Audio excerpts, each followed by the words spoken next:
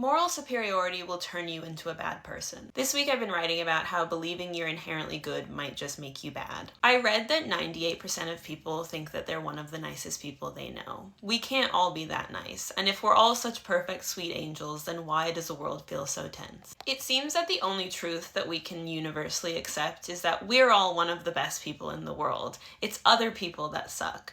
53% of Americans think their fellow citizens are morally bad. If you've spent any time online, these statistics will ring true. Based on the comment sections of most social media platforms, no one has ever stepped a foot wrong. They've never been jealous, annoying, hurt someone's feelings, had a negative impact on anyone, or made a mistake. At least that's how they see themselves. I would argue that this widespread moral superiority, the ease at which we convince ourselves that we're angels while other people are depraved, is how we all end up as worse people, and how we've ended up in such an unsympathetic and tense world. We tend to judge ourselves on our intentions and other people on their actions. We can give ourselves the benefit of the doubt because we know our justifications, our context, our thought patterns. But intentions are often unclear in others, especially online.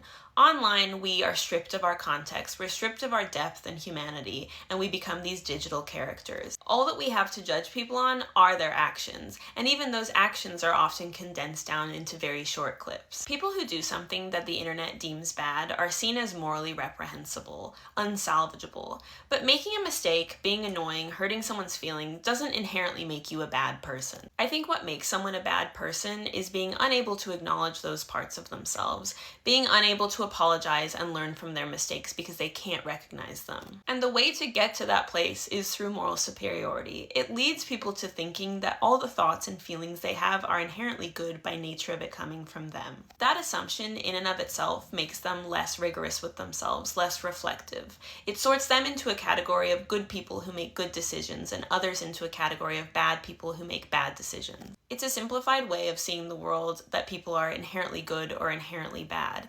It's uncomfortable to acknowledge that people make mistakes, that people get led astray, that people might do something with good intentions and it still hurts people.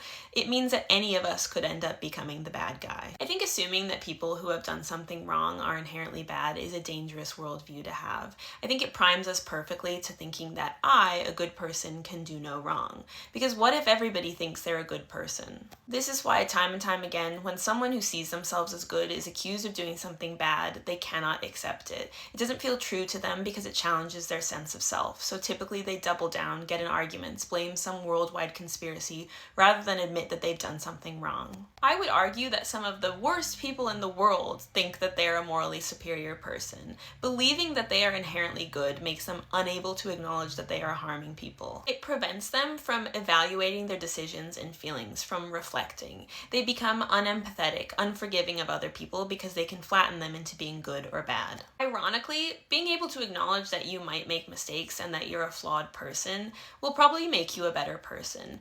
Being empathetic and trying to understand other people will probably mean you'll be less likely to be led astray. In the end, believing that we're inherently good might just be the thing that makes us turn bad. If you'd like to read my essay on this, it's on my Substack along with a lot of other stuff that I've written.